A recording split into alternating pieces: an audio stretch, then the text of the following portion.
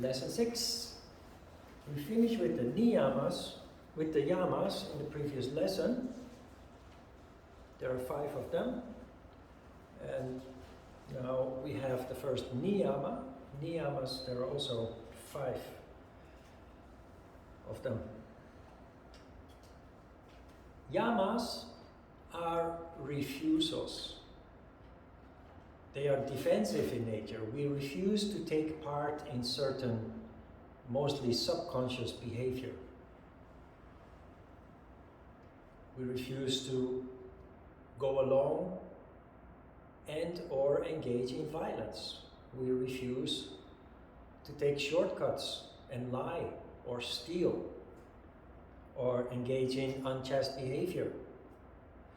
And we also refuse not to allow our lives to be dominated by desire. That was the last Yama we studied in the previous session. Niyama is a little bit similar to Yama. They are moral principles, except that with Niyama you have to actively engage. So in the Yamas you refuse to go along, you refuse to engage in certain ways. With Niyama you choose to behave in certain ways.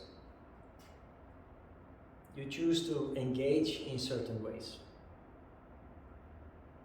The first Niyama is Shaucha. Shaucha is purity. Now, like with the Yamas, many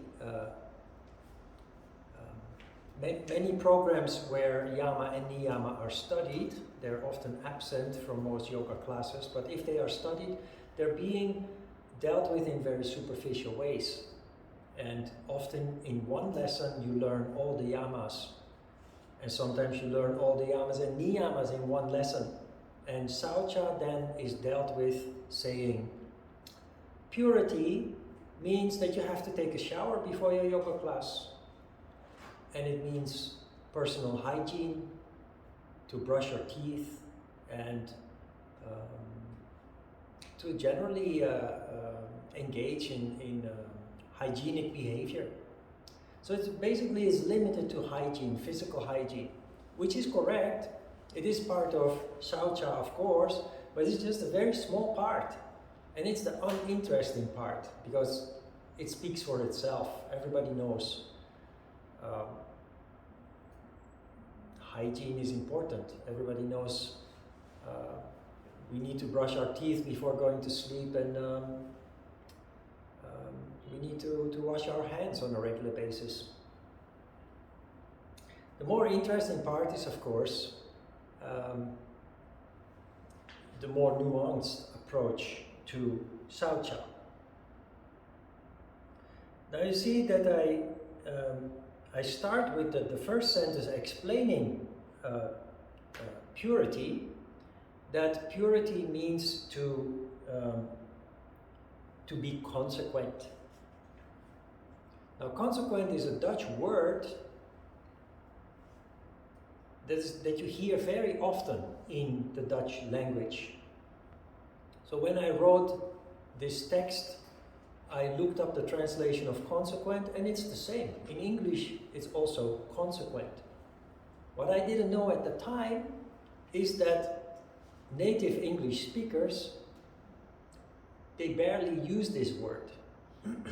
And sometimes even don't know it because it's not generally used in daily language.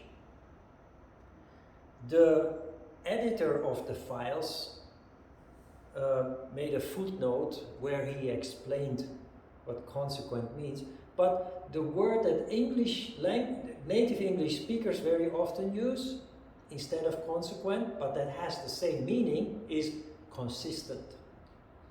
To act and be consistent. That means say what you do and do what you say. If you say, tomorrow I'm going to do this or that, then do what you said that you will do. This is not only important to people who you make a promise to do something, but it's also towards yourself. If you promise yourself that you're going to do something that you need to do, and you don't engage, you don't do it for whatever reason, often it's laziness, or we become distracted by other things, but we always end up feeling a bit bad about ourselves when we do not do what we intended to do. But when it comes to other people, when we make promises and we don't actually do what we promised to do, that we said we would do, people feel bad. When people tell me I'm going to do this for you, or I'm going to do something with you, or I'm going to meet you at 3 o'clock, and then it doesn't happen, that gives a really bad impression actually. It leaves you with a bad feeling.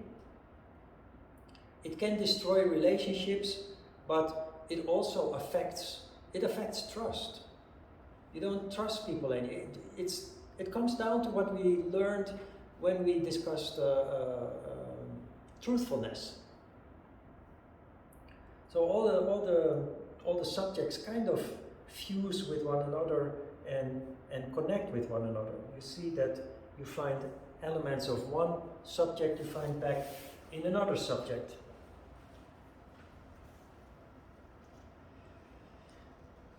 Consistency, or being consequent, therefore applies to ourselves personally. Yes, it applies to ourselves and our own functioning towards ourselves, but it also applies to the people, to the environment, the people that we live and work with.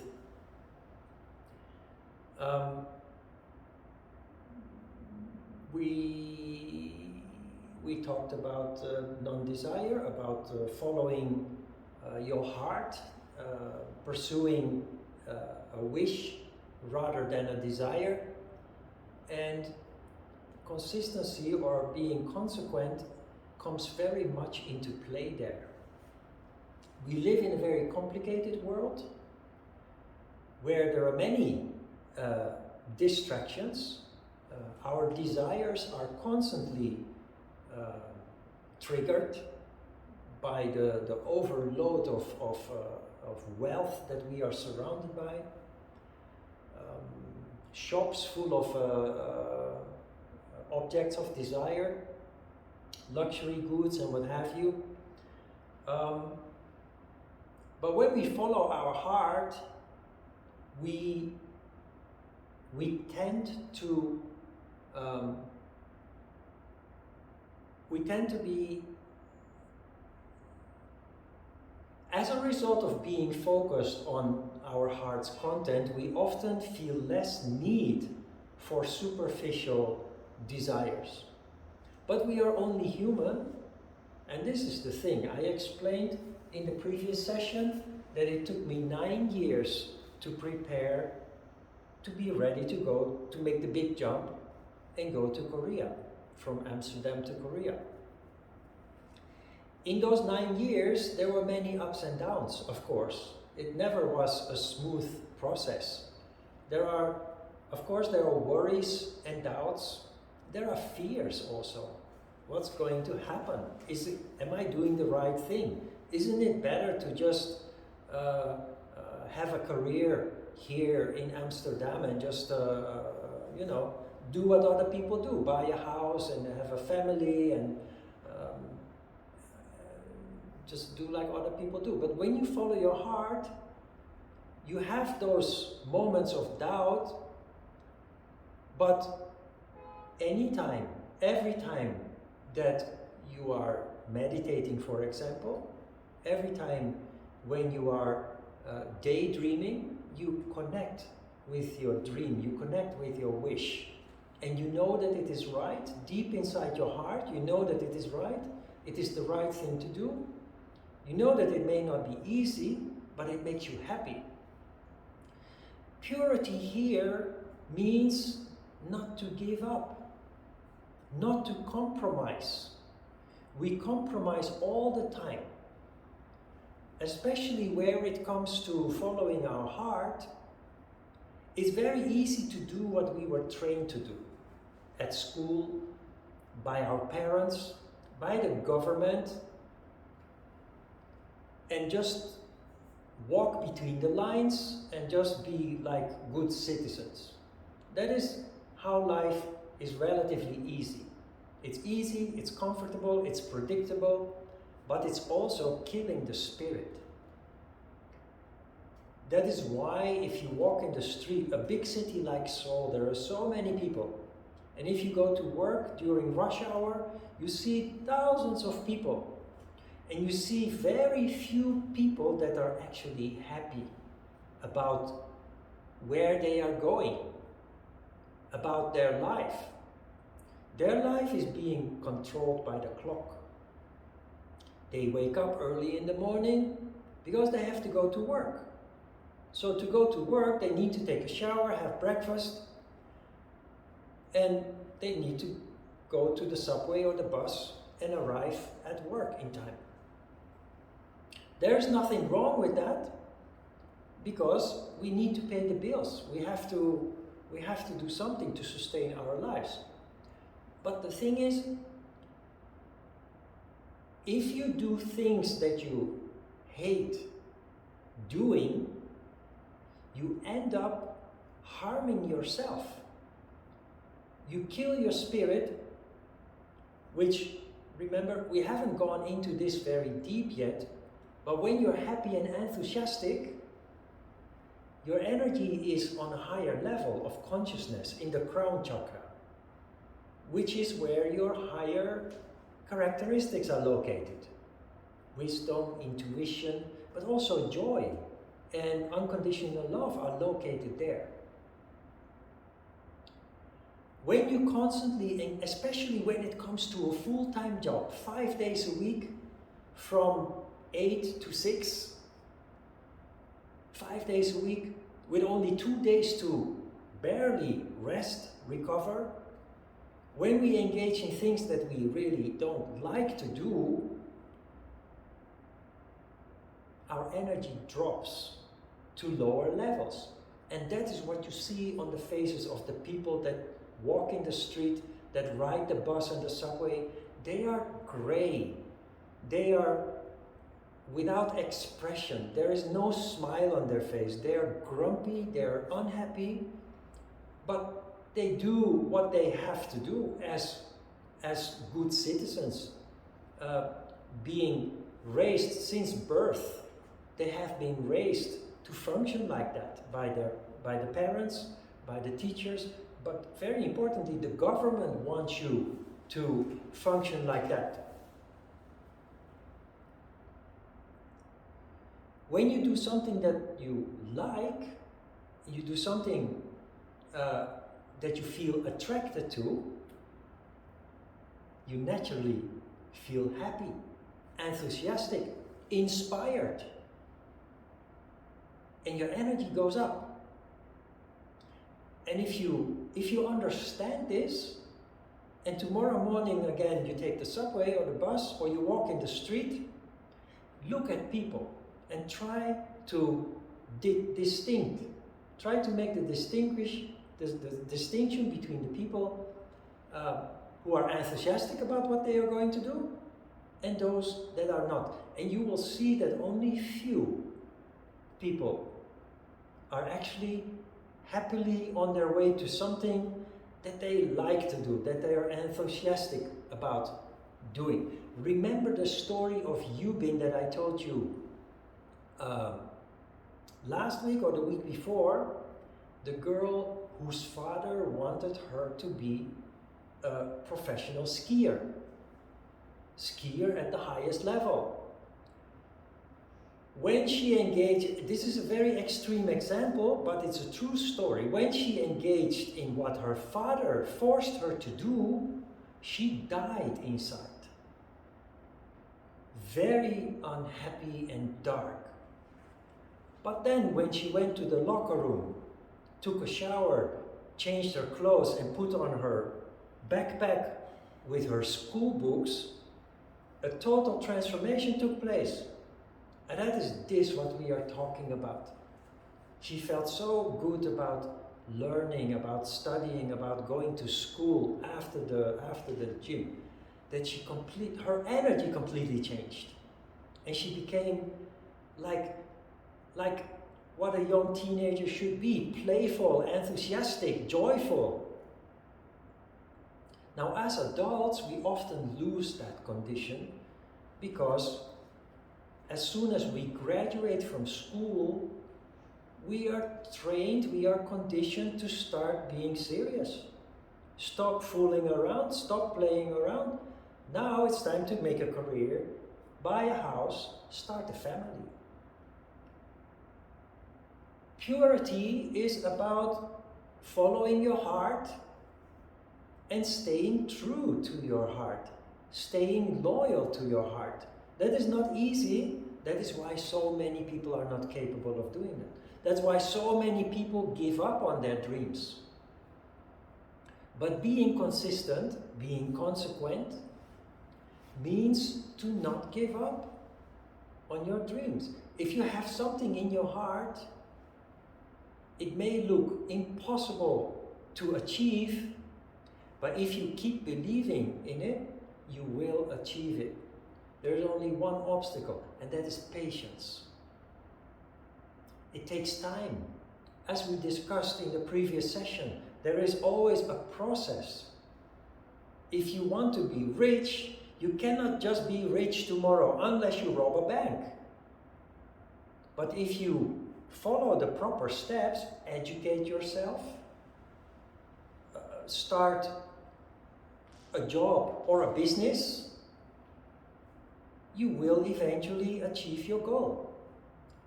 Not tomorrow, but maybe in 20 years. That is where the word grit came into play. That is being consequent. That is being consistent. In the meantime, of course, you have to take care of daily life.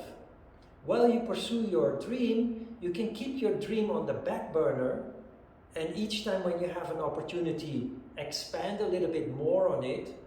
And in the meantime, you do go to work according to the clock that demands that you are in time, but you carry that in your heart. You carry your dream with you, and you will be one of those people in the subway or in the street or in the bus with a smile on their face, going to a job maybe that you do not really like, but you know that it is only an intermediary step that helps you towards your goal. And that is just what makes a huge difference in people's life, in people's sense of well-being, sense of happiness, but also sense of purpose. Because going to the office every day, day in, day out, week after week, month after month, year after year, that is nobody's real purpose. There has to be something behind it, something that makes you enthusiastic, something that makes you happy. That is purity, that you stick to that you never give up, no matter how long it takes. And when you understand that, you realize that that is what life is about. Life is not about a Porsche or an expensive apartment. It's nice if you can afford it and if you can achieve it, but life is about following your heart. And you realize that that is a process that basically lasts for your entire life, until the end of your life. And it will continuously evolve.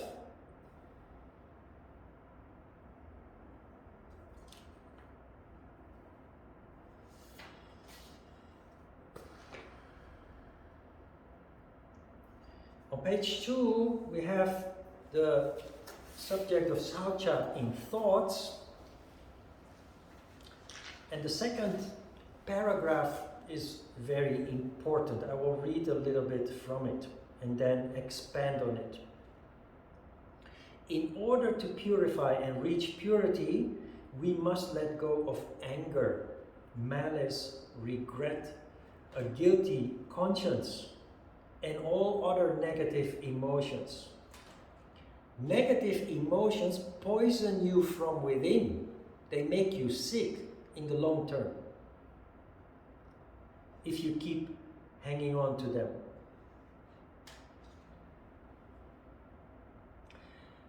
Emotions are part of life.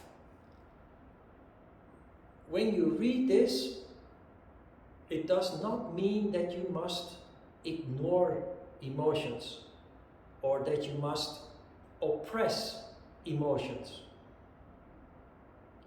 The problem with emotions is that they do poison us, especially when we do not do something constructive with emotions. Everybody has a past. Everybody has bad experiences. Everybody has memories of people who treated us bad. But we also have memories of things that we did wrong, causing regret, sorrow, misery, because we realize the harm that we have inflicted on others. Now, there are some very important issues here. To understand the past, we must realize that now that we are developing consciousness and start remembering things from the past, the condition that we are in now is not the condition that we were in the past. If we did wrong, it almost never happened intentionally. You realize this? Whenever we have done wrong in the past, whenever we have harmed or hurt other people, it's hardly ever intentional. Then what is it? It's out of ignorance. It happens because we are not aware. Ignorance means not knowing, lack of consciousness.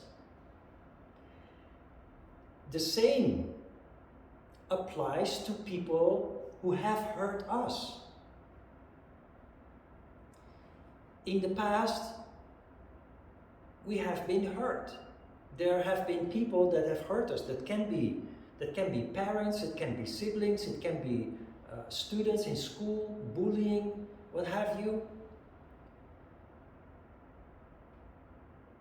It hardly ever happens intentionally. It's out of ignorance. What happens later is that the regret comes. Where it comes to our own actions, we feel regret, we feel stupid, we feel shame for the things that we did in the past. Now the danger is, if we don't rationalize the emotion, if we don't do something constructive with the emotion can actually damage us. It can hold us back in our development, make us a prisoner of the sentiment. And that works also where it comes to memories of bad experiences, people who treated us bad. Instead of sorrow and regret, we feel anger and hatred. Likewise, becoming a prison in terms of, if we hold on to these emotions, they poison us, but they also keep us from developing, from evolving. How do you deal with that? First of all, there is an expression in English, I think it's an American expression, that I use regularly in this course. When life presents you lemons, make lemonade. Which means, out of something bad, make something good. And when you understand what this is about, you see that actually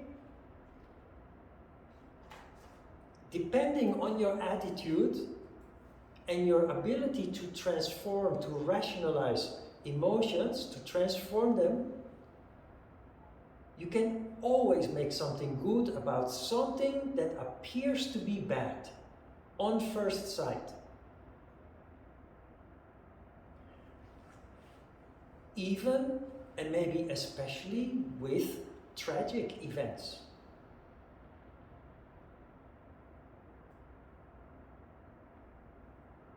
Emotions are our teachers. Don't forget this. Emotion is not there to make you miserable.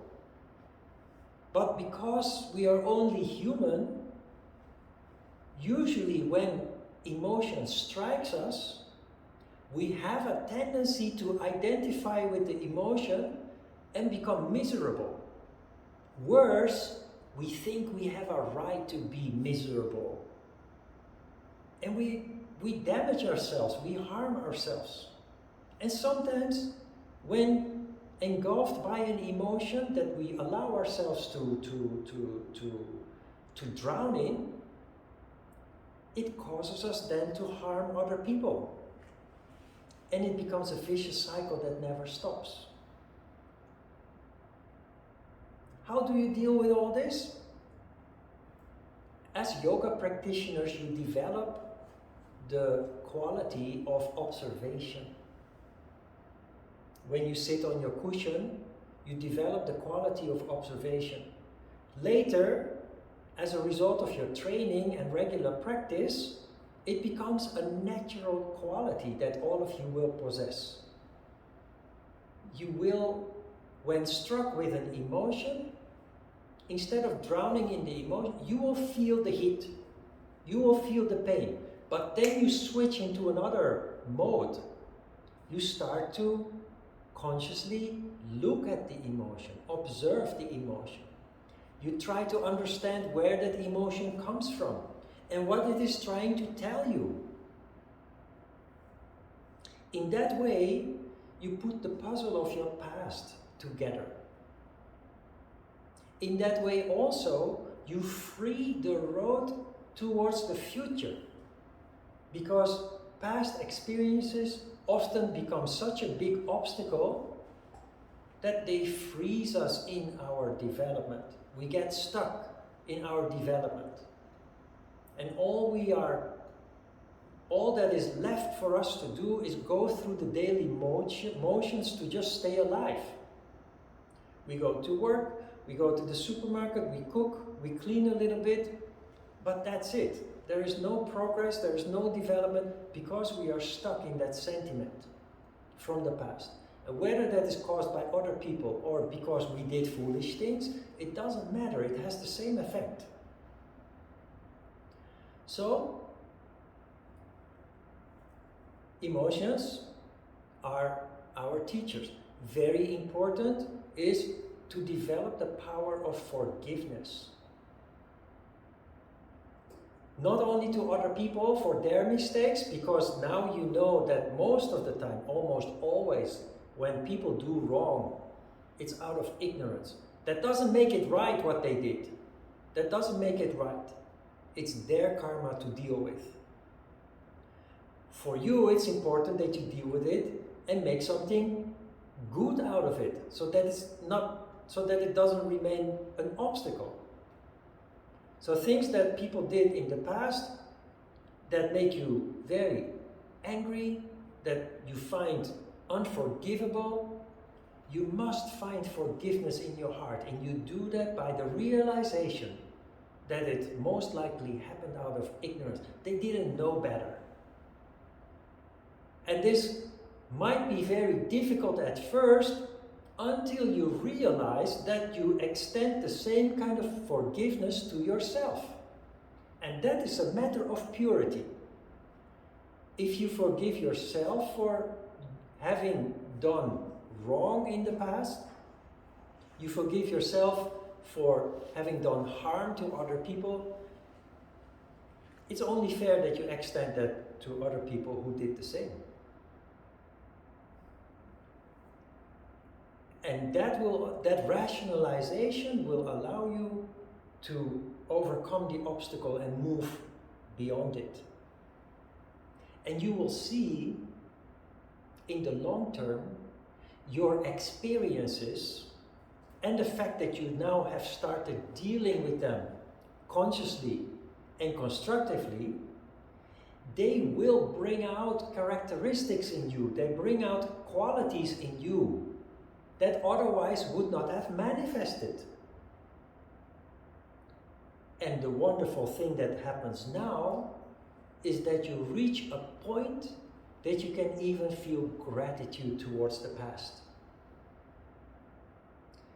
What happened isn't right, it was harmful, whether it was us doing it or other people doing it, but because we go through the process consciously, working through and trying to understand the emotion, the memory, it changes something within us that otherwise would not have changed. It gives us a certain maturity that we otherwise would not have gained. It makes us more insightful people towards ourselves and towards the environment. So in the end, lemons can turn into lemonade, but we have to actively work for it. We have to actively try to avoid falling into the trap of the emotion, take charge, rationalize the emotion, and try to make sense out of it all. So this is really not easy. Basically, everything that we have discussed so far is not easy, but it is something that becomes possible based on your developing consciousness. And you will see that it even will become inevitable to approach things in life this way, because you start to see the harm when you don't. You start to see that you are shortchanging yourself when you do not apply these principles into your life.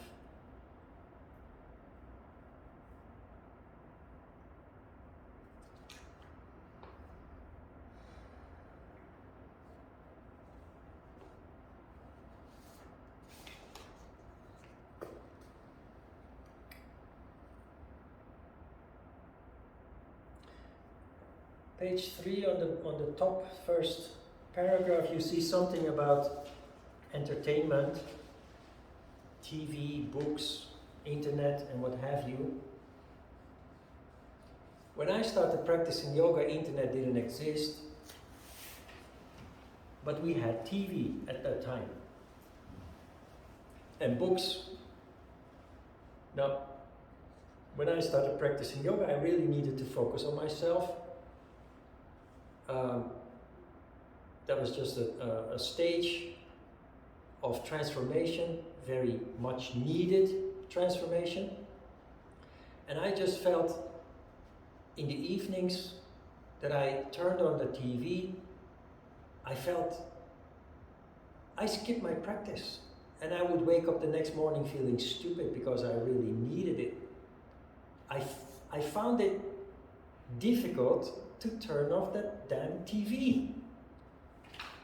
Even when there was no interesting program anymore, I would switch channels and I would go to sleep very unfulfilled, with a very unsatisfactory sentiment. So what did I do? I threw out the TV. I just ended up having no TV. As a result, my evening became very quiet. I started writing. I started reading books. And around 10 o'clock, I would take out the woolen blanket, do my yoga, and 11 o'clock, I would lie down on my bed and fall into a very deep sleep. Sometimes I would wake up in the morning in the same pose that I would fall asleep. I would sleep so deep and wake up feeling so amazingly good, like a roaring lion, every morning.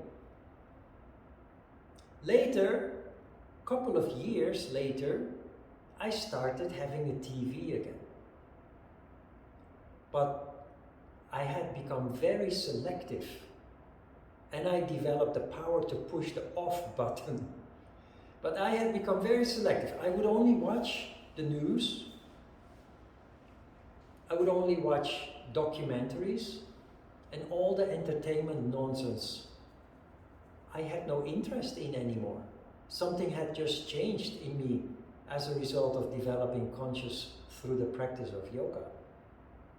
So the message here is use the internet, the social media, books, novels, fiction, not history books, of course, or real life or real story books, but use it all for what it is designed for. It's all for entertainment. But do not become a slave of it, because then it changes your personality. It changes your life. It becomes a huge distraction, in fact. Just like that TV became a distraction of a newly found purpose in life at that time. Just be aware, and most of all, enjoy it, but just that. We learned in the subject of truthfulness, there are in fact many people, if you look in your environment, you will see also, there are many people who identify themselves with fictional characters from TV. A lot of TV programs are not real life stories, are unrealistic. And yet, the viewer, some viewers or many viewers, they look at these stories and they think that that is real life, and they start kind of emulate, they start copying that kind of life. Purity means to stay yourself. Just be who you are. Use all the fiction and fantasy for entertainment, but stay true to yourself. I'll tell you an anecdote. When I was 16 years old, I was in a very dark place.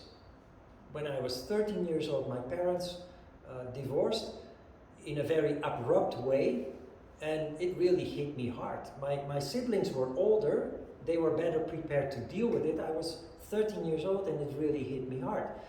So my life changed as a result of that. I became very depressed, very dark, very unhappy.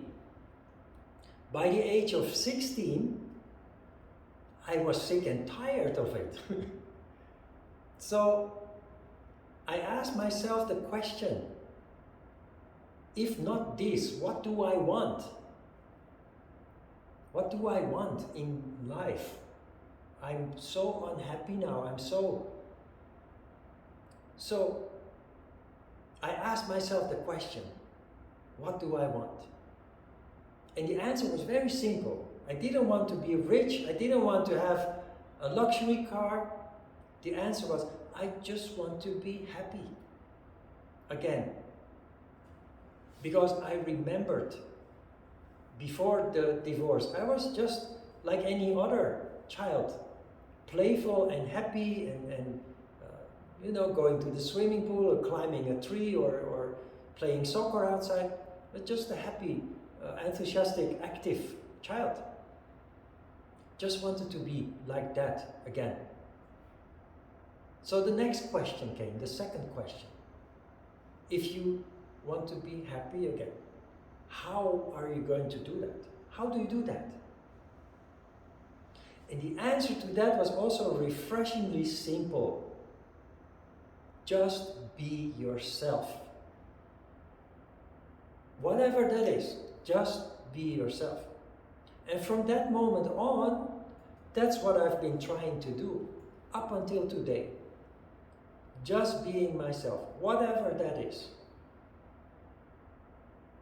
And it's an incredibly powerful formula for life. You don't have to pretend anything anymore. You don't have to be anything anymore other than yourself. When I was 16, I had those philosophical questions and answers. I was not ready for the big change yet, but that is where the change basically started. And the real big transformation came when I was 20 years and started practicing yoga every day. And being myself, there's just no other option anymore, ever since. And it took me many years to realize how difficult it is for many people in the very challenging world that we live in to actually be themselves.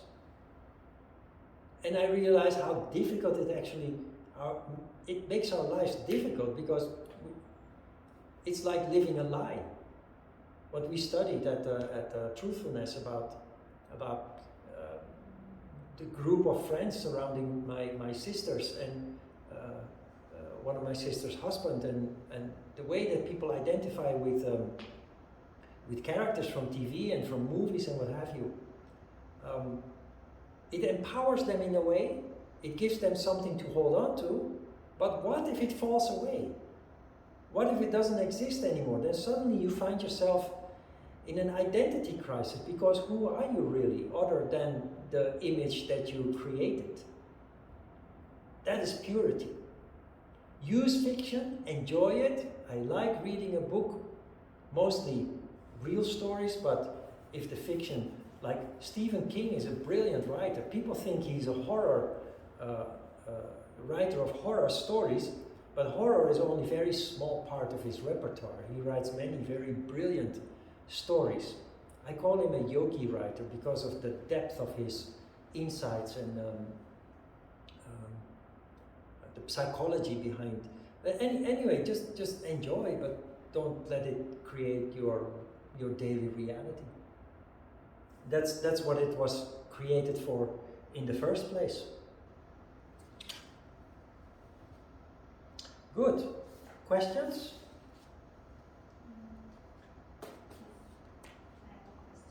Yeah, go ahead. In earlier lesson, we talked about not committing violence on ourselves. Yeah. And today we talk more about consequence or continuous approach. So for me, right now it's a bit hard to maybe find the balance of being myself or accepting who I am. Yeah. And then also maybe accepting bad patterns that I might have. But at the same time, I want to change bad habits or bad patterns. And right now, I think in order to do that, I kind of have to forcefully do it. Because if I wake up and say, oh, I cannot force myself, I cannot be violent to myself, then it might not change. No, it's a very gradual process that starts with consciousness, awareness. From there, it will gradually evolve. And what may seem very difficult or impossible now, even though you realize that it's right, will become natural with time. Because here you start, you shake things up, and you think, yeah, right, but difficult. But it doesn't stop here. Something has been put in motion and it will keep moving and evolving. So let it take its course.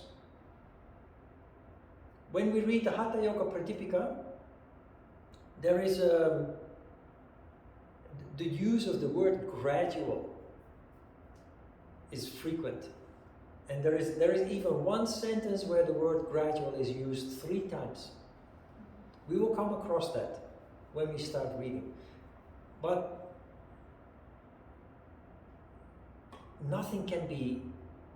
Nothing can be forced without causing damage.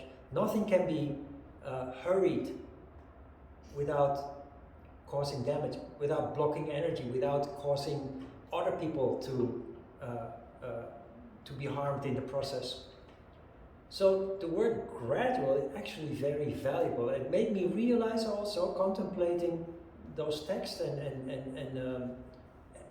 life throughout the past 4 decades.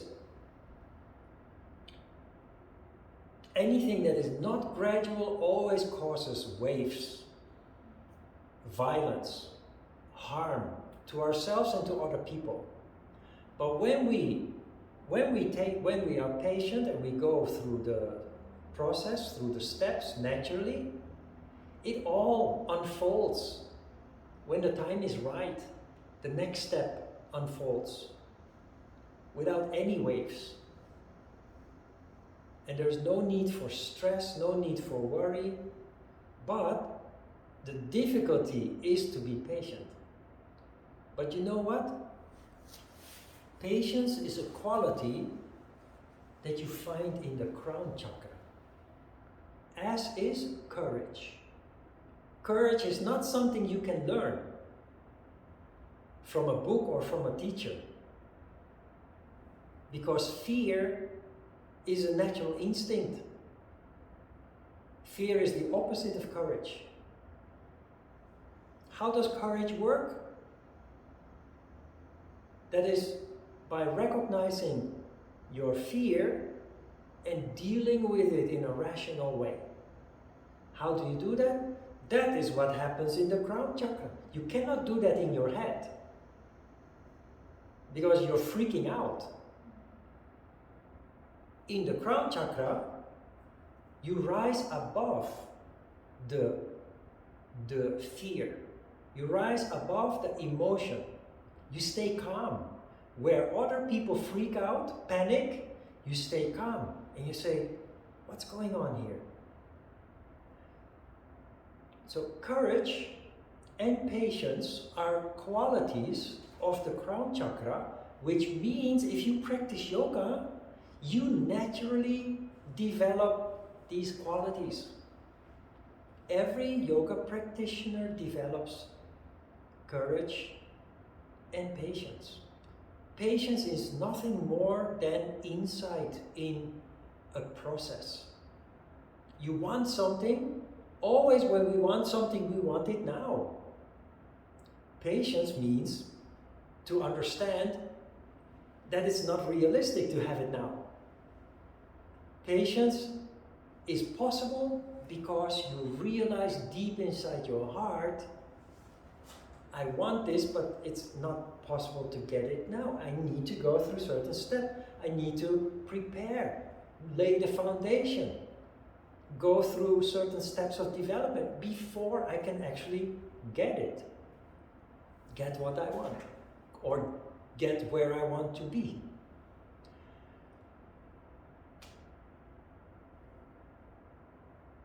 If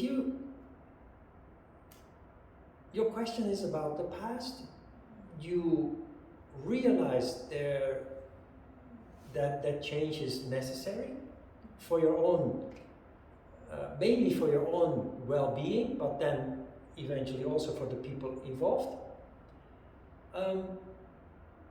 The moment that you have that realization, the rest is just a matter of time. The rest is just a matter of, it's a process. Your insight into this matter, it just started, so it will expand and it will grow. And you will get where you want to be. Yeah. In the beginning, it may appear to be very difficult. But that is only because it is a new way of looking at things. And there are many things, many corners, many aspects you still need to explore. But that is a natural process. It will happen while you're on your way home after class, that things fall into place. It will happen while you ride the bus or the subway tomorrow, or when you walk in the street. You have just these moments of realization, epiphanies, and the dots will connect, and the pieces of the puzzle fall into place. Just a matter of time. The harder you try, the more difficult it becomes. It's a very natural process. Just go about your daily business every day. Take care of yourself, your loved ones, your work, your food. Take care of yourself with good food and exercise, and the rest is natural consequence. Okay, let's have a short break.